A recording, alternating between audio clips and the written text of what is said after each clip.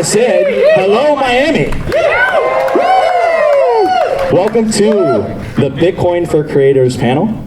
I'm Nico Moran. I'm the host and creator of Simply Bitcoin and the director of content strategy at Swan. And the panelists today, we got BTC Sessions, which I would love to call a soft fork of myself, but he's the original chain. I'm talking about our hairs, of course. We have the legendary one and only Carla Bitcoin, part of the crypto couple. And we have Mick Morucci of Geyser. How you guys doing? Good, man. I mean, I can't wait for the memes with us sitting together on stage right now. So zoom in, get the both of us, and post that all over Twitter. We'll see what happens. I mean, it wouldn't be Bitcoin for Creators without the memes. We're definitely going to talk about the memes. But first, I want to talk about the importance of Bitcoin content creators. Bitcoin content creators are the vanguard. Most mainstream content creators offer a political solution. It's the red pill, it's the blue pill. Bitcoin content creators actually offer the solution. And the solution is to opt out entirely. So we don't offer the red pill or the blue pill. We offer the orange pill. It's not enough to just vote. Obviously that system is broken. What we advocate for, all four of us on this stage, is to opt out. Take back your energy, your time, your work. That's exactly what these awesome creators do. So I'm gonna start off with BTC Sessions, which I consider a brother. Man, Ben, you've been here for a very, very long time. Your tutorials are phenomenal. That's who, if you wanna learn about Lightning, that's what I recommend. So what inspired you to do that? Did you fall into it organically? Yeah, the education portion of it, I previously, before I got into Bitcoin, I spent about a decade teaching little kids how to breakdance. And it turns out that teaching young children complicated dance moves is very similar to teaching adults complicated technology. So it was an easy transition, but honestly it came from 2 years of getting into Bitcoin, tearing my hair out, trying to figure out stuff because there was no video content at the time, and then eventually just saying, okay, I'll just make it because I don't want somebody to have to go through the same thing. And it's been 7 years of tutorials so far. Did you know that it was going to be as successful when you started? I mean, it very slowly got successful. So it's really cool though now to have people come up and say, hey, I used your video and I learned how to set up a node, or now I'm using Lightning, or it's very rewarding. So as long as there's people that get value from it, especially, you know, it's, to me, it feels that much more vindicating seeing people that are learning something instead of, you know, not getting as much value, or if I was doing something not educational. Yeah, I think it's fantastic. I'm eternally grateful to be in the space. Beautiful. So memes are some of the most effective ways to transmit information very, very quickly. And also, there's no better way or faster way, in my opinion, to get to someone's heart than to make them laugh. And Carla is a professional meme maker to the point that she's getting anti-Bitcoin people to respond to her videos. Carla, why don't you stand up and show everybody? That's right, that's Peter Schiff blowing a gasket, replying to Carla. Carla, why don't you tell everybody what that meme was about, that video? Money, money, money. So with money, money, money, and one of the biggest goals with the content I make, that Walker and I make, is to not preach about Bitcoin, but to lay out the problem. Because as Bitcoiners, we like to consume Bitcoin content, but Bitcoin content is hard to reach out of the echo chamber. So with money, money, money, it was about money. It started with Powell. There was no hashtag Bitcoin. It was, let's get out to people who understand the problem. So it did get out to gold bugs like Peter Schiff, because a lot of the times we agree on many things, right? We agree with what the Fed is doing is wrong. We just don't agree on the solution yet, which is why I tweeted at him again today, and I told him I'd buy gold if he buys Bitcoin. But as a content creator, we need people who create stuff for Bitcoiners as well as people who are not in Bitcoin yet. So that was sort of the goal with money, money, money. Awesome. So we have Ben, of course, specializes making tutorials. Carla, Mimatic Masters, as well for awesome husband too. Carla for America, or Walker America. There we go. Sorry, I just left an all-you-can-eat contest. It was pretty crazy. Anyways, so on the back end though, which is equally important, we have Mick Morucci from Geyser. You help fund some of my favorite content creators, one being Pleb Music, who recently rebranded to Max DeMarco, and of course, in between two A6 hosts, Tatum.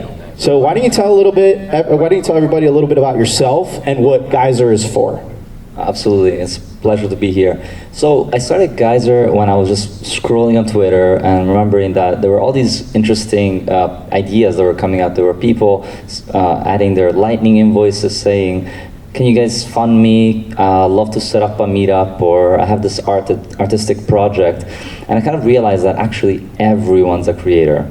Everyone on Twitter, every user is creating content.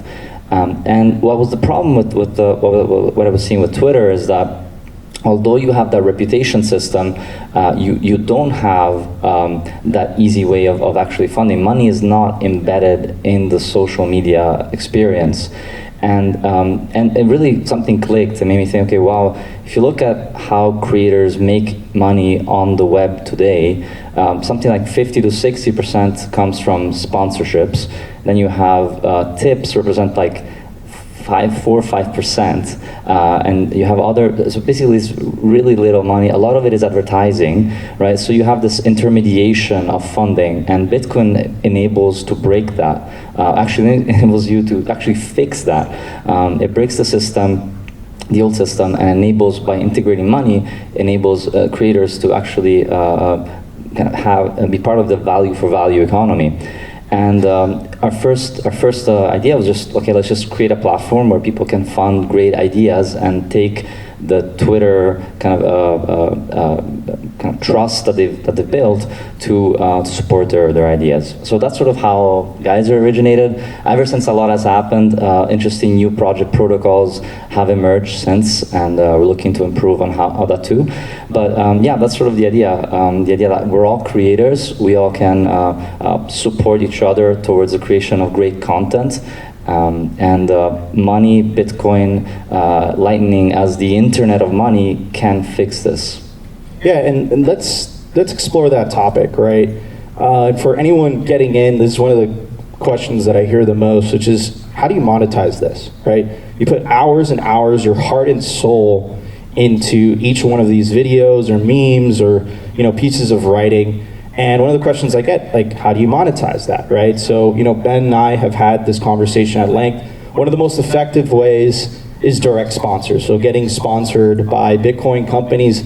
What people don't realize though is when you get sponsored by a Bitcoin company, it's not just a sponsor. You're putting your name behind it. It's a partnership, right? Second way, obviously, is what I consider the gold standard is subscriptions. So people directly subscribing to your content, and you get a set amount every month. And of course, the most exciting, which Mick touched upon a little bit, is the rise of value for value. The issue is that right now, value for value, it hasn't really quite taken off. So I want to hear from Ben. How do you feel about this? You've been doing this for 7 years now. How do you feel about monetization, and what advice would you give to creators that are just starting out?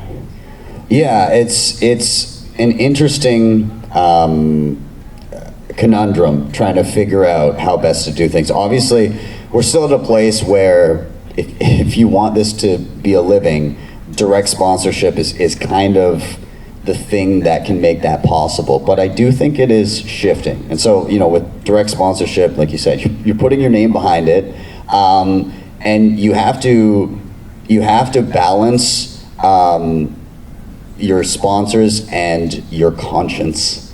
And so you need to make sure that what you are putting your name behind is not BS. And so we see some content creators that will just, whatever the paycheck is, sure. I've tried my absolute best, and which requires me basically cold DMing people saying, I love what you do, would you like to sponsor my show, to not do that, to not sell out in that way. But the value for value stuff, I think, could be a game changer, because you get in a situation where even if you don't have a huge following, if it grows to a point where it becomes the norm, you get in an instance where, let's say you had a show or a podcast where you had 1,000 of your listeners each say, this was worth $1 to me. A single show bringing in $1,000 is very meaningful to a content creator. That's massive. It's not there yet, but the mechanism is here. It's possible. It just needs to be kind of a widely known thing globally that people have access to in order to get there. But right now, you're still seeing it. You can still get your podcast up on Podcasting 2.0, and I see it. I can open up my phone right now and I see sats flowing in minute by minute, people paying by the minute to listen to a podcast because they like it. So if you haven't checked out Podcasting 2.0, created by Adam Curry, hats off to him, it's worth looking at. Yeah, and you know, we read those fountain comments together. Hashtag be Nico, if you know, you know. Ben Nico. Carla, so you have some of the most viral meme videos, consistently retweeted by the Chad himself, Michael Saylor. So same question to you. What's your strategy in terms of monetization? How have you approached that? Because this is definitely not an easy problem to solve. And what advice would you give to Bitcoin content creators that are just starting out? So in all honesty, we haven't monetized until Noster. Okay, stop right there. Everyone, please give her a round of applause. That is passion. That is passion. Comes from the heart. In a way, it's twofold. So on one hand, you know, it's actually something Walker and I argue about, but as the person who produces the videos, it's like Ben said, when you partner with a company, when you have direct sponsorship, like even if they say you'll have all the creative freedom in the world, you are representing someone else. And for me, I don't want to have any creative restrictions. I want to be able to say what I want, the way I say it, be as crazy as I want without worrying about embarrassing a company or having any holds on that. So for that reason, yes, people call me dumb, like, oh my God, you have millions of views and you don't put like someone's like company. Well, how has no one approached you yet? It's because we just didn't want to go that route. With Noster and Value for Value is actually the first time ever that we have been able to monetize it. And it's funny because you can get 2 million views on a video on Twitter, tens of thousands of likes. And you know, I have strike tips enabled, you know, someone will shoot you $5, great. On Noster, okay, maybe you get 100 views or 5 likes, but it just takes a couple people who are like, I'm gonna send you 300,000 sats for a video. And I think we're gonna look back on the way people talk about faucets back in the day, where it's like, I can't believe people were zapping millions of sats back then. They were just giving them away for like, it doesn't even have to be a video, it could be a picture of a foot. And that has happened. Those are expensive. That's a Footster plug, yeah. Yes. So. Okay, wait, hold on a second. Are you okay with that, Walker? Are you posting? We started it. Oh, so you're posting your feed. You don't want to see it. I will pay 1 million sats for that right now. But it's the idea, you know, like people, it's volunteer. If you want to throw me some sats for a video, great. If not, I'm still going to keep making them. And that's just the way I feel good about it. And I think like we're just at the beginning of Noster and Value for Value. So that's going to grow exponentially. And again, we have day jobs still. So if you are doing creation for a living, of course you need to actually make money. That is definitely something I should fully disclose. We still have day jobs, so that's why this can be a hobby. But yeah.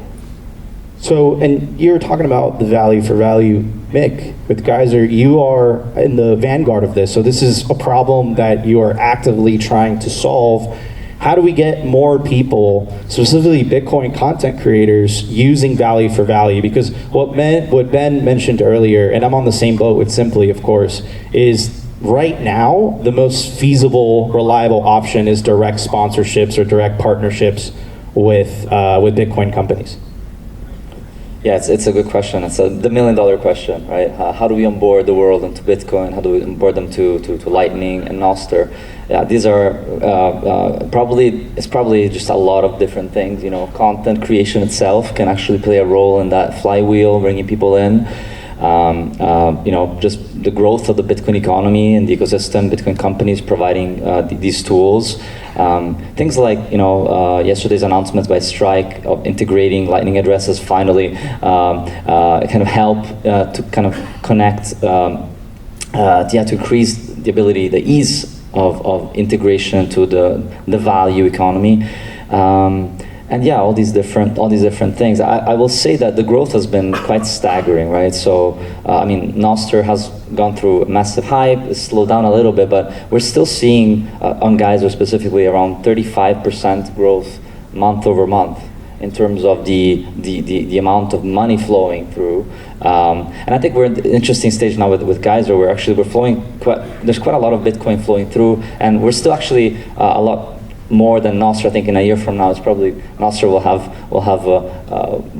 will be a different thing. But yeah, we're seeing a lot of value flowing through, not just through tipping, but people actually adding, you know, like Carla said, like big contributions towards content that adds value. And I will say it's also not just, you know, pure content. It's really educators. Like we're seeing three key categories. Educators that are, you know, going out and doing all sorts of things, and even like making graffitis on the wall and, you know, handing out stickers. Like that's a form of education. You have community builders setting up meetups and small conferences around the world, and then you have creatives, right? Like doing art and doing documentaries, and that's going back to that idea that everyone's a creator. Everyone can add value. And yeah, right now, 95% of all projects on Geyser are Bitcoin related, and so people that are launching their ideas to support and add value to the Bitcoin economy. And I think we'll probably continue that way for a while. It'll probably be like, how can I add value to Bitcoin? Also because Bitcoiners are gonna be happy to support Bitcoin content. But I will say, the final point I'll say is that I think a lot of the growth will happen in the global south, just because of, you know, these will become tools for monetization, tools for really opening up to a new economy that they didn't have access to before. Yeah, absolutely. So I want to talk about a topic that I'm sure a lot of us have put a lot of thought into, specifically Ben and Carla, right? This idea of deplatforming, right? The last month or two, we saw the second most popular broadcaster in the world, 3.5 average million viewers per episode, and he was fired. And this was one of the only members in the legacy corporate media. I don't call them the mainstream media anymore. Independent content creators are the mainstream media. And we'll see that, right, as time progresses. And of course, I'm talking about Tucker Carlson. With the audience that Tucker Carlson had, right, and he regularly brought on Max Kaiser, he's brought on Michael Saylor, he's brought on Nayib Bukele, who have said things that were, you know, against a lot of these elite narratives, right? And I believe that was a lot of the influence as to why he got fired. And that's what I want to talk about. I want to talk about deplatforming, right? We know that YouTube has deplatformed a lot of people. They regularly censor content, right? Of course, we've had alternative platforms pop up like Rumble. Twitter used to censor a lot before Elon took it over. So Ben, how do you see, what are your thoughts on deplatforming, and how do you protect yourself as much as you can as a content creator? So there's kind of two problems here. One is owning your own audience, right? And this is something that Nostr fixes. Yeah, and so if you're unfamiliar with Nostr, effectively you imagine a social media platform where you make connections with others, people follow you, you follow them, but the app that you're using is agnostic. You can jump from platform to platform, and you get kicked off or silenced on one, you move over to another. You don't need to tell or get the word out to everybody, say, oh, come follow me over here. No, you're just using a different app. They still see you, you still see them, you have everybody is the same. Or somebody says, I can't, for some reason this one app won't show me this person, just use another app. You're already following them. The social connections are forged outside of the client that you're using. And so Nostr, in terms of the connection to the people you care about, fixes this. There is the issue of hosting the data, especially video content, stuff like that. That is still, I think, in the process of figuring it out, right? You need to figure out how can you keep that censorship resistant? How do you encourage people to do it? There has to be a monetary incentive, I would say, to host all that stuff. But the social connection layer, I think the decentralization of that has begun. And I don't think the world at large understands that that has happened. And it, to me, is equally exciting to Bitcoin. And I think the two play hand in hand. They are cross-compatible. They are brother and sister, if you will. I think they're going to grow together very well. Yeah, and Carla, same to you, right? Especially a lot of your content is not exactly elite consumable. It exposes a lot of harsh truths, and of course you do it in a comedic fashion. So I'm sure you have put a lot of thought into this about the idea of being deplatformed. How do you come to terms with it? What strategies do you use? So in a way, I'm actually really glad that TikTok shadow banned us, because we were on TikTok first, and we started, I thought singing about COVID in the government would be fine, but even singing about it, they don't like that. But without that, I would have never got on Twitter, because I was like, well, we have 25,000 followers on TikTok, but no one sees we went from hundreds of thousands of views to maybe 200. So you could just see the suppression on the grid. So we're like, let's start fresh on Twitter. Great, we do. And then, of course, Twitter ghost ban, you can't find things when you search and whatever else. So then, when Nostr came around, it was like, great. But as a video creator, like Ben was saying, like it's about hosting. Like I'm still not hosting my own content. I use now like Nostr build, I can upload videos, but that's still up to someone else's discretion. So until that becomes something, Walker and I do on our own to self-host, but then the problem is still relaying that message, right? But again, that's the beautiful thing about Nostr. It's for everyone, like, yeah, you can mute me, but you can't stop me from posting. Like Relay can say, okay, we're not gonna relay your content, but there's plenty of other relays that will. That's the whole point. So from a deplatforming standpoint, you can kind of breathe a little sigh of relief finally, because you have other options. I mean, YouTube, we never even really tried, because we knew they'd get mad eventually. And especially when, we rely on songs that are copyrighted because they're fun and it brings up, it's nostalgic, right? Like that's why people can relate. And with YouTube, it's fine because it has content ID and they run ads on your videos and the music labels get the money, and that's how that works. So to finally, have this new opportunity and see how intellectual property kind of develops around that too will be very interesting to see. Yeah, and pass it on to you, Mick, right? So, YouTube has this major competitive advantage, right? It's, it has, it benefits from the network effect, right? There's so much content being uploaded to YouTube by the minute. It's like the actual numbers, like unconceivable, right? Do you think Nostr has a chance of overcoming that? I don't know. I think it can. I think the beautiful thing about Nostr is that it's really a free market, right? But there has to be a business model that makes sense. And I guess, yeah, the answer is probably yes, because we now have a means of monetization that is not, that is not dependent on human attention. So if you have money embedded in the system and you have an open marketplace, then and there are creators that want to create content that wants to perhaps retain that content to last forever. I'm sure there's going to be someone in the market that is willing to provide that service. But going back to your question around censorship, one of the reasons why we started Geyser was also in relation to what happened with the truckers, the trucker convoy, which is another type of censorship, even more dangerous, I think, right? Because it's literally stealing people's funds. And so that's how we built Geyser, really focused on that problem. And so the way that it works, the funds go straight to the creators. So we solved that problem, but now we have, still have to deal as a centralized platform with the problem of the content, and the potential, the fact that as a centralized platform, we still, own the content and can act as god kings of the platform, which we really don't like. We just want people to do their thing, right?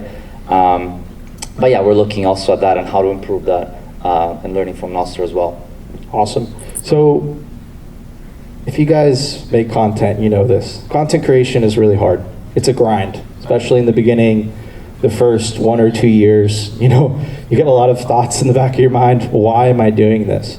Ben and Carla, if you guys could go back in time and speak to your past self, what advice would you give? What lessons did you learn specifically from the first year or the second year of when you started creating content? I know how it feels. You upload a video and it gets 50 views, less than 100, and you question yourself, why am I doing this? What advice would you give to content creators that are just starting out? I think I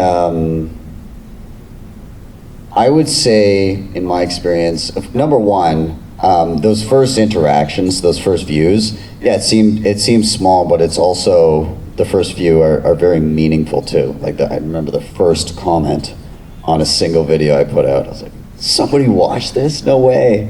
And it felt great. And then again, the first time I met somebody in person that recognized me from video. My wife didn't believe me. She thought he was a plant.